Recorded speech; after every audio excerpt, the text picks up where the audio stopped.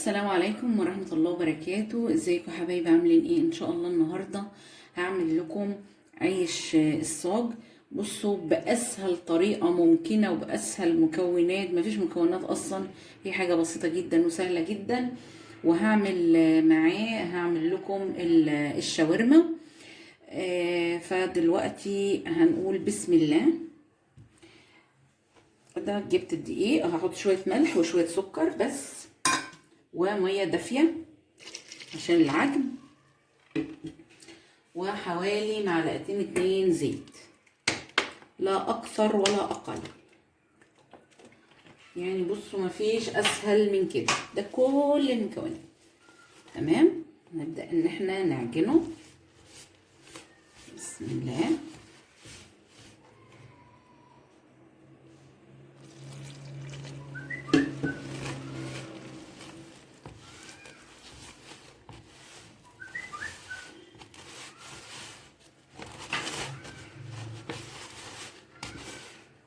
ولا خميرة ولا بودر ولا اي حاجة.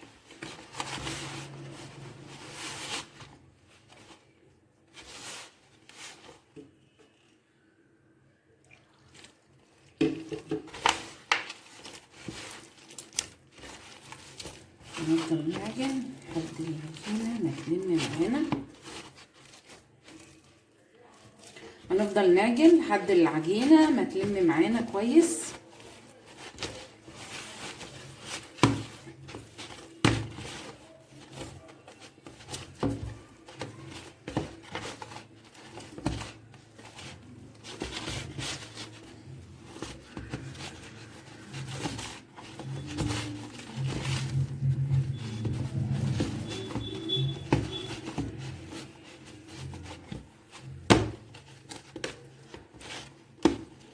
انا مش عايزاه يكون ناسك،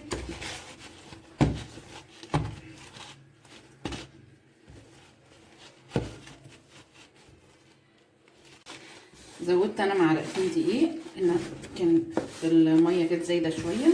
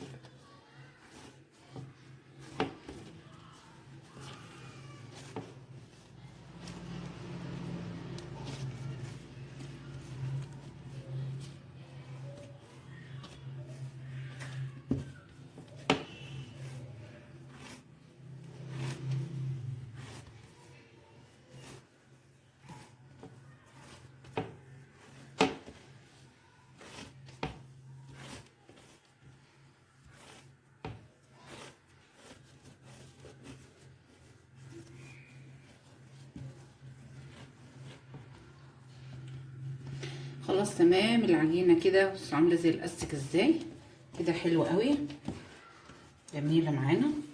هسيبها بقى ايه ترتاح شويه، وبعدين هنبدا ان احنا نكورها. دلوقتي خلاص انا فردت العجينه كده، هي عملتها بالطول كده عشان اقدر ان انا اقطعها كور صغيره على قد رغيف العيش اللي انت عايزاه. بسم الله.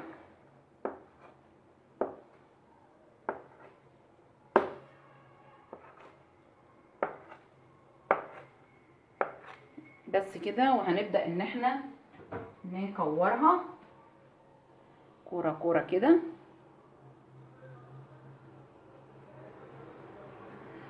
وهنركنها على جنب.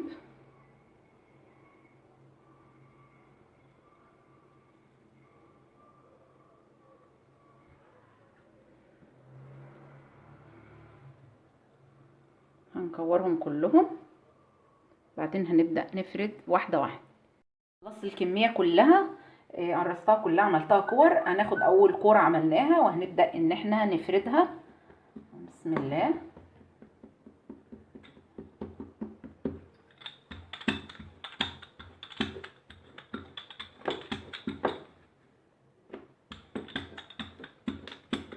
هنحاول بقدر الامكان ان احنا نعملها زي الدايرة كده. طبعا انا القصد ان انا اعملها رغيف صغير يعني. انت عايزة تكبري بتكبري براحتك، بترققيه يبقى رقيق.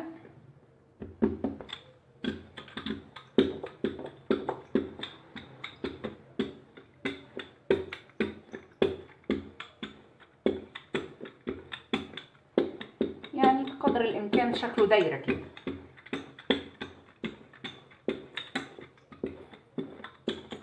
وهنحط طاسه على النار وهنبدا ان احنا نحطه فيها. طبعا بس اول بعد ما بنخبز كميه الاول. هناخد تاني كوره احنا عملناها وهنبدا الخبز نفردها.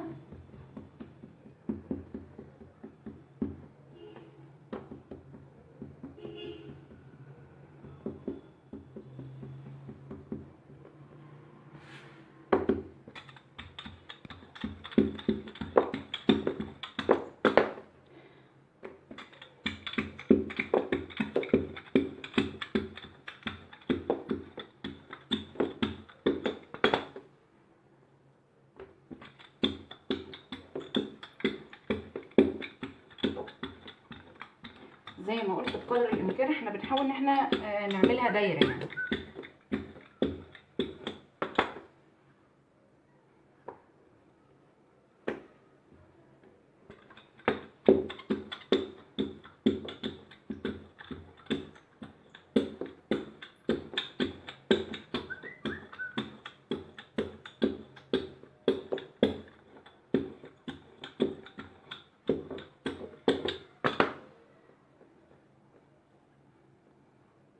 هنخلص كل الكمية وبعد كده نبدأ نحطها على النار.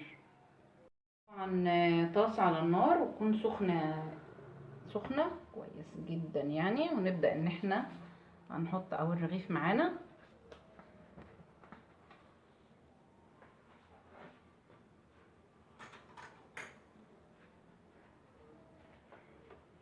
وبنهدي النار معانا شوية.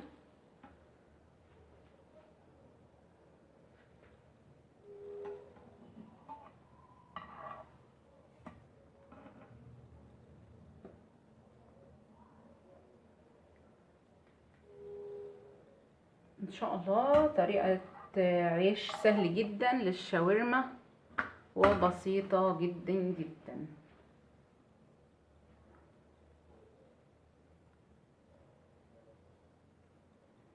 طبعا مش هحمره قوي لان لسه لما هحط فيه يعني مثلا ما اجي انا هعينه لما اجي اعمل الشاورما او ما اجي اعمل سندوتش الشاورما انا برده تاني على الطاسه عشان ياخد لون حلو بعد ما بحط فيه الشاورما. او عايزه تحطي فيه مثلا كبده او عايزه تعملي سندوتش بطاطس بالجبنه. العيش ده يمشي لكله يعني.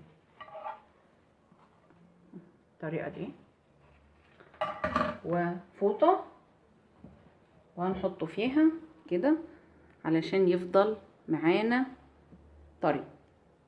ونغطي. هنحط كمان واحد كده.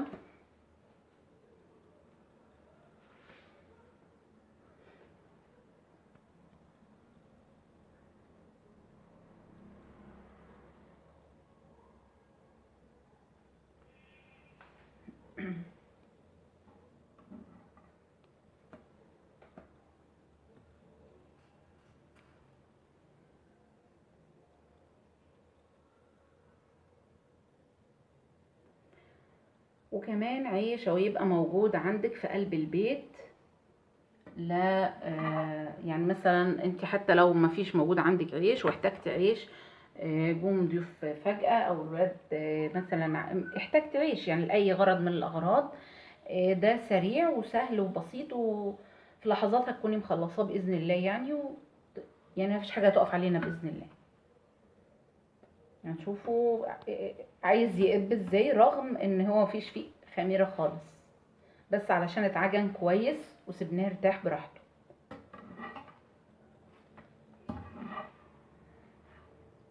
شوف العيش شكله جميل ازاي. خلص الكميه كلها وبعدين ارجع لكم. وده معانا اهو، ده اخر الرغيف معانا. خلاص تمام كده.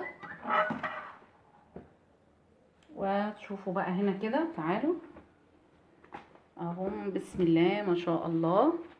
العيش بتاعنا طري، شوف ازاي جميل جدا ما شاء الله. اتمنى ان شاء الله كده ان هو يكون عجبكم، واستنوني ان شاء الله في فيديو جديد على قناتي على قد الايد مع دودو.